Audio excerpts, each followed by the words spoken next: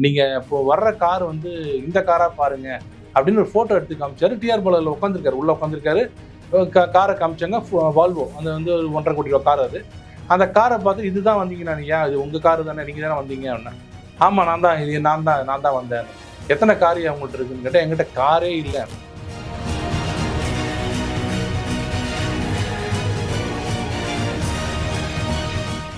நல்ல ஃபோட்டோகிராஃபரை பார்த்து 4-5 கார் வரும்போது எடுங்க தம்பின்னு கிண்டல் பண்றதா சொல்லிட்டு உண்மையை சொல்லிட்டாரு.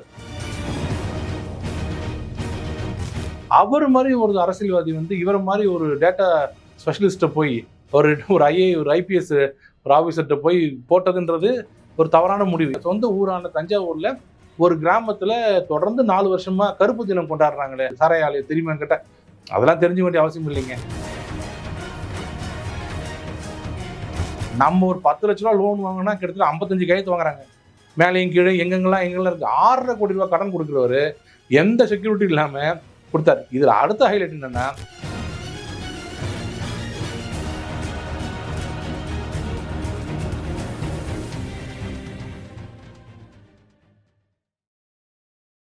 நாரதர் மீடியா உணர்வாளர்களுக்கு வணக்கங்கள். நான் உங்கள் விஜய் சின்னசாமி. நம்முடன் இணைந்திருக்கிறார் பாஜக வழக்கறிஞரும் செய்தி தொடர்பாளருமான திரு குமரகுரு அவர்கள். வணக்கம் ஜி.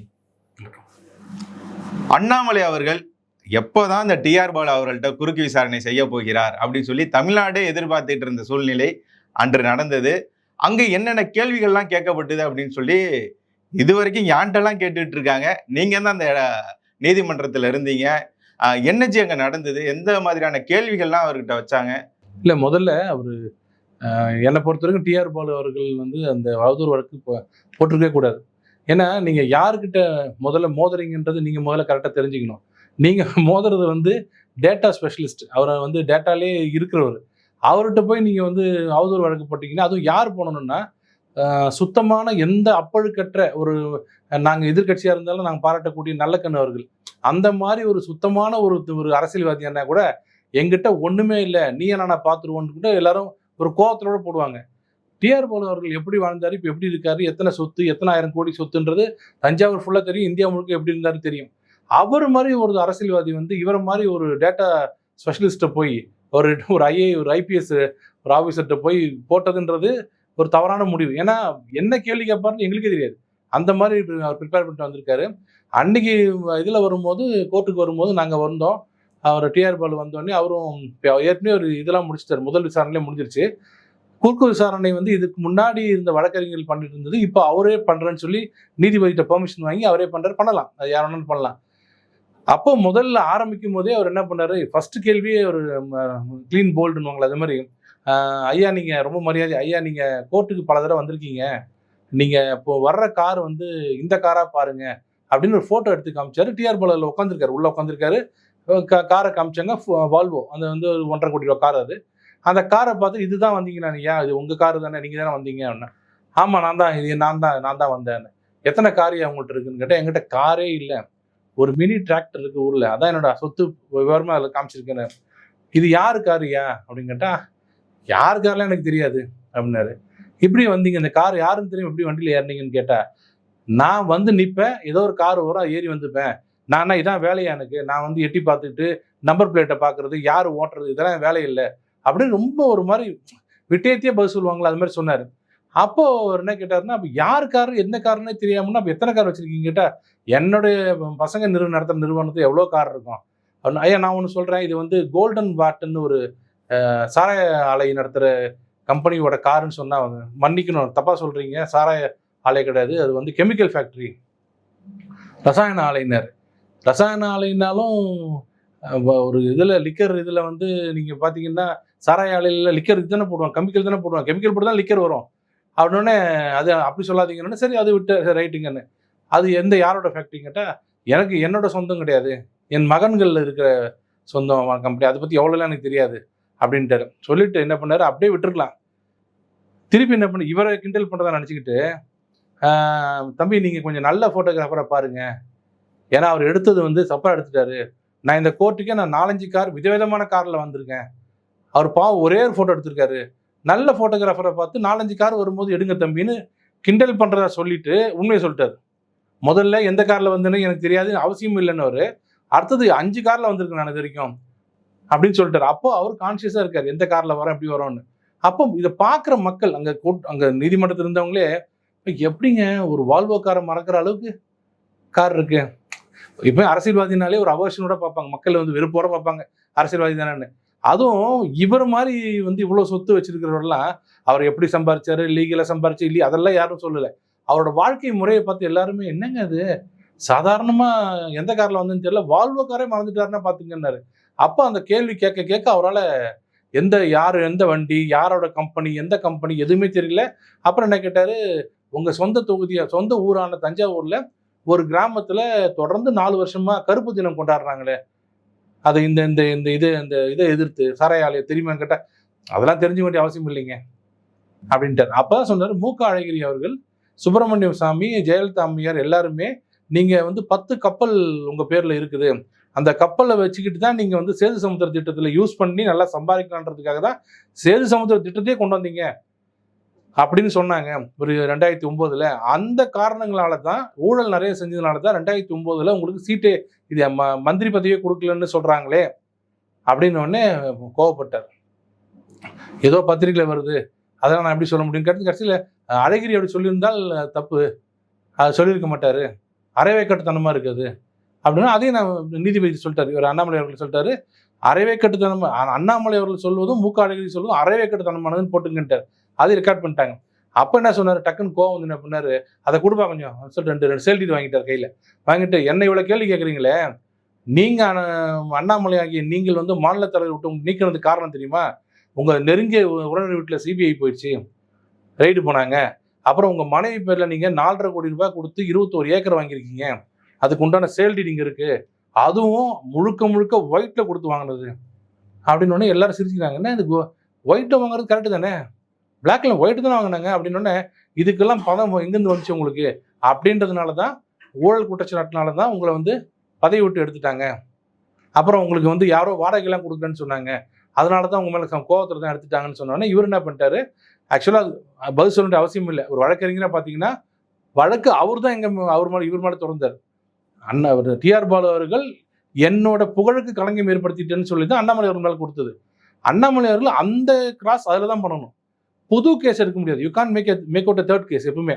இவர் புதுசாக ஒரு குற்றச்சாட்டு வைக்கிறாரு, இவர் வேணான்னு சொன்னோம் நாங்கள், இல்லைங்க அது லீகலாக வேண்டாம் தவிர்த்துலான்னு. அவர் அண்ணாமலை என்ன பண்ணிட்டு, இல்லை அண்ணா இது வந்து மக்களுக்கு இதை எடுத்து சொல்றதுக்கு நல்ல வாய்ப்பு அவர் கொடுத்தாரு, பத்திரிகையாளர் சந்திப்புலையும் இதை சொல்லியிருந்தாரு, நன்றி அவருக்கு சொல்றாரு. நான் சொல்றேன்னா நீங்க என்னென்ன கேள்வி கேளுங்க, நீங்க சொல்ற உறவினர் யாருன்னு எனக்கு தெரியாது, எனக்கு சம்மந்தம் இல்லை, உன்னோட வாடகை ஏன் கொடுக்குறாங்கன்னா, நான் மெட்ராஸுக்கு கிளம்பி வந்து இங்கே ஒரு வீடு எடுத்து தங்கினதே on the capacity of president of BJP party.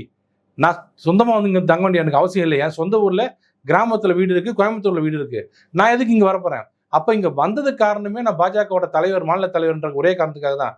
அப்படி இருக்கும்போது அவங்க நண்பர்கள்லாம் பாஜக கட்சியோட உறுப்பினர்கள், கட்சிக்கு அவங்க பணம் கொடுத்தாங்க, கட்சியை பணத்தை கொடுத்து என்னை வந்து வாடகைக்கு வச்சாங்க அப்படிதான் சொன்னேன். இதை நீங்கள் கேட்க வேண்டியது எப்படி கேட்குறீங்க எனக்கு தெரியலன்னு சொல்லிட்டு அடுத்த கேள்வி சொன்னீங்க, மனைவி பற்றி சொன்னீங்க. என் மனைவி வந்து என்ன சொன்னார், உங்கள் மனைவி 2 நாட்களுக்கு முன்பு தான் பவர் ஆஃப் அட்டர்னி உங்கள்கிட்ட இருந்து வாங்கி அதை வச்சு 2 நாளில் வந்து ரிஜிஸ்டர் பண்ணாருன்னாரு. இவர் சொன்னார், பவர் ஆஃப் அட்டர்னி வாங்குறது என்ன தப்பு, சரி என் மனைவி என்ன வேலை செய்கிறாங்கன்னு தெரியுமா, என்ன படிச்சிருக்காங்கன்னு தெரியுமான்னு கேட்டதுக்கு, அவங்க மனைவி என்ன செய்கிறாங்கன்னு கேட்க வேண்டிய அவசியம் எனக்கு இல்லை.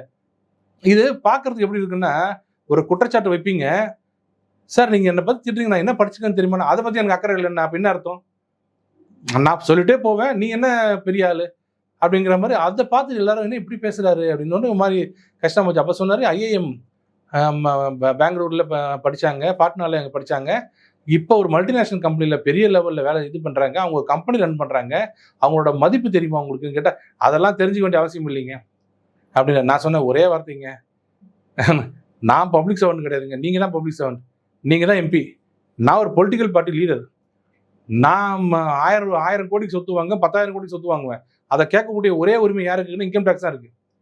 இன்கம் டேக்ஸ் தான் இருக்குது. தவறு செஞ்சுருந்தா என் மேலே போலீஸ் நடவடிக்கை எடுக்கலாம். இது கள்ளக்கடத்தல் பணம், வேற மாதிரி பணம் வந்தால் போலீஸ் கேட்கலாம். இல்லைன்னா கேட்கக்கூடிய இந்த பணம் உனக்கு எப்படி வந்ததுன்னு கேட்கக்கூடிய ஒரே ஆள் யாருன்னா ஐடி தான், இன்கம் டேக்ஸ் டிபார்ட்மெண்ட். அவங்களுக்கு பதில் சொல்லிட்டு போகிறேன்னு சொல்லுங்கன்னா அப்படி பண்ணக்கூடாதுன்னா, நம்ம வந்து பொது வாழ்க்கையில் இருக்கோம், நம்ம விஷயம் செட் அன் எக்ஸாம்பிள், நம்ம மற்றவங்கள மாதிரி நம்ம இருக்கக்கூடாது அப்படின்னு ரொம்ப பெருந்தன்மையாக பல வேலை வேணான்னு சொன்னோம், நான் சொல்லியே தீர்வான்னு சொல்லிட்டாரு. அது கேட்டு கடைசியில தான் அப்படியே நீட்டா எல்லாருமே வந்து பிரமிச்சு போய் நின்னது என்னன்னா, ட்ரையம் இம்பெக்ஸ்னு ஒரு கம்பெனி ஒன்று அஃபிடேவிட்ல போட்டிருக்கீங்க. அந்த கம்பெனி வந்து உங்களுக்கு ஒரு 6.6 கோடி இது கொடுத்துருக்காங்க, லோன் கொடுத்துருக்காங்க. உங்க மனைவிக்கு ஒரு 1.5 கோடி கொடுத்துருக்காங்க. இது யாரோடது ஐயா அப்படின்னு கேட்டாரு. அது யாருதுன்னு எனக்கு தெரியாது அப்படின்னு.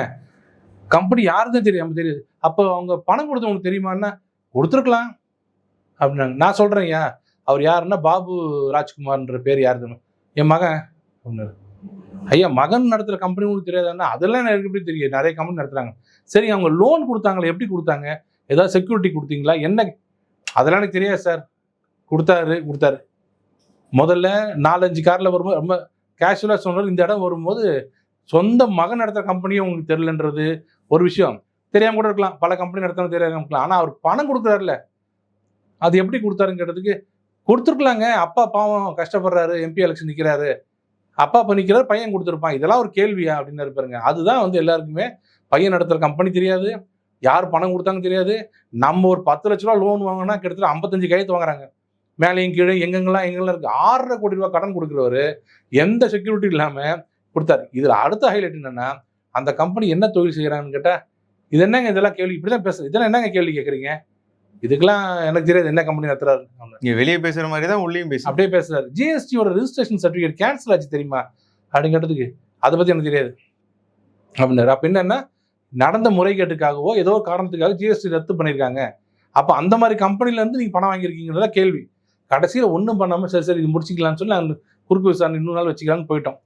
அது வந்து அவரோட கேள்வி, அவர் பேசின விதமும் அவர் நடந்துக்கிட்ட இதுவும் பார்த்தீங்கன்னா, மக்கள் மத்தியில் என்னாச்சுன்னா, இவ்வளவு சொத்து, இவ்வளவு பண பரிமாற்றங்கள், எத்தனை கப்பல் உங்கள்கிட்ட இருக்கு, அது ரொம்ப தப்பாக சொல்கிறீங்க நீங்கள், 10 கப்பல் 2 கப்பல் தான் இருக்குது அப்படின்னாரு. அப்போ தான் நினச்சோம் நாங்கள், இந்த கவுண்டமணி ஜோக் வரும் தெரியுங்களா, ஊரில் என்ன வேலை பண்ணுறீங்கன்னு பிரபு சொல்லுவார், பெரிய பணக்காரர், 10,000 ஏக்கர் வச்சுருக்கோம், 10,000ன்னு சொன்னால் தப்பா நினைப்பாரு, அவர் மடக்கிறதுக்கு ஒரு 1000ன்னு சொன்னால் நம்ம ஏழை நம்பிடுவார் சொல்லி 1000 வரலையே. அதே மாதிரி 2 கப்பல் தாங்கன்னாரு. எல்லாருக்கும் 2 கப்பலா, என்னமோ கார் வாங்குறதுக்கு அவன் கண்ணு மூழ்கி போடுதுங்குது. 2 கப்பல், மீன்பிடி கப்பல் வாங்கியிருக்காருன்னு. ஓ, இவ்வளோ சொத்துக்கள் இருக்கு. அண்ணாமலை அவர்கள் என்ன நினைச்சாரோ அதை அவர் கேஸ் போட்ட கேஸில் கொண்டு வந்துட்டார் மக்களுக்கு. அதனால தான் எங்களுக்கு என்ன ஆச்சுன்னா, இது போட்டிருக்க கூடாது, அவர் டிஆர் பாலர்கள் போட்டிருக்க கூடாது, போட்டதுனால இந்த விளைவுகள்லாம் வருது, அவர் நினச்சிட்டு இருக்காரு நல்லதுன்னு. இது இப்படியே போச்சுன்னா அவரோட பேர் தான் கெடும். அவர் பையன் என்ன படிச்சிருக்காருன்றதே எனக்கு தெரியாதுன்னு சொன்ன மாதிரி கூட. படிச்சதை பத்தி கேட்காம தெரியல, என்ன தொழில் பண்றாரு, எத்தனை கம்பெனி வச்சிருக்காருன்னா. இன்னொன்னு, எனக்கு அதுல கம்பெனிக்கு சம்பந்தம் இல்லைங்க, நான் ஏதோ ஷேர் வச்சிருக்கேன் கொஞ்சம்ன்றாரு. ஏதோ கொஞ்சம் ஷேர் வச்சிருக்கேன்றாரு. ஷேர் வச்சிருந்தாலே கம்பெனி போய் தெரிஞ்சுக்கணும்ல. எனக்கு அந்த கம்பெனிக்கு சம்பந்தமே இல்லைங்க, ஆனா ஷேர் வச்சிருக்கேன் அப்படி. எவ்வளவு ஷேர்லாம் சொல்ல மாட்டாரு. ஸோ எல்லாருக்கும் தெரியும். இப்போ இது வேணாங்க, நீங்க தஞ்சாவூர்ல போய் இறங்கி யாரை கேட்டாலும் அவர் பேர்ல ஒரு வந்து ஃபேக்டரி, கெமிக்கல் ஃபேக்டரி இருக்கு, 2வது கப்பல் இது ஓடுது எல்லாருக்கும் தெரியும். அது என்ன பண்ணணும், பெருந்தன்மை அவர் என்ன பண்ணிருக்கணும், அண்ணாமலை ஏதோ சொல்றாரு, கேஸ் முடிஞ்சா கேஸ் போட்டுங்க, நீங்க போட்டுங்கன்னு போயிருக்கணும். இவர் போட்டு அந்த இடத்துல எனக்கு கொஞ்சம் என்னன்னா, 84 வயசுல ஒரு 3 மணி நேரம் நின்றுக்கிட்டே எவிடன்ஸ் கொடுக்குறதெல்லாம் பார்த்தா, எதுக்கு உங்களுக்கு தேவையில்லாம இந்த வயசுல எதுக்கு உங்களுக்கு விட்டுருக்கலாம் இல்லையா அப்படின்னு ஒரு மனிதாபிமானத்தோட எனக்கு வந்துச்சு. பட் அவரே போட்டு அவரே இதில் மாட்டிக்கிட்டதுனால நம்ம ஒன்றும் சொல்றதுக்கு இல்லை. இந்த குறுக்கு விசாரணை அன்னியோட முடியல, இன்னொரு நாள் தொடர போகுது. நிறைய நாள் ஆர்எஸ் பாரதி அவர் மேலேயும் இது இருக்கு அப்படின்ற மாதிரியான செய்தி. ஆர்எஸ் பாரதி மேல இவர் போட்டிருக்காரு, நம்ம அண்ணாமலை அவர்கள் போட்டிருக்காங்க. அது அடுத்த மாசம், இந்த மாசம் மார்ச்ல வருது, இது ஏப்ரல்ல வருது. அது இன்னொரு 2-3 தடவை போகணும்னு அவ்வளோ இவர் நிறைய ப்ரிப்பேர் பண்ணி வச்சிருக்காரு அண்ணாமலை அவர்கள். அதனால நாங்களே பார்த்து என்னங்க இவ்வளோன்னு கேட்டா, இல்லை நான் எதையுமே டீப்பா படிச்சு நல்லா நடத்தினாரு. சரி வக்கீலா இருந்தாருன்னா அவ்வளவுதான் அப்படின்னு நினைச்சு நாங்கள் விட்டுட்டோம். சரி அடுத்த தடவை பார்த்துருவோம் அப்படின்னு. உங்களுடைய பொன்னான நேரத்தை ஒதுக்கி பல தகவல்களை நாரதன் மீடியாவுடன் பகிர்ந்து கொண்டதற்கு மிக்க நன்றி.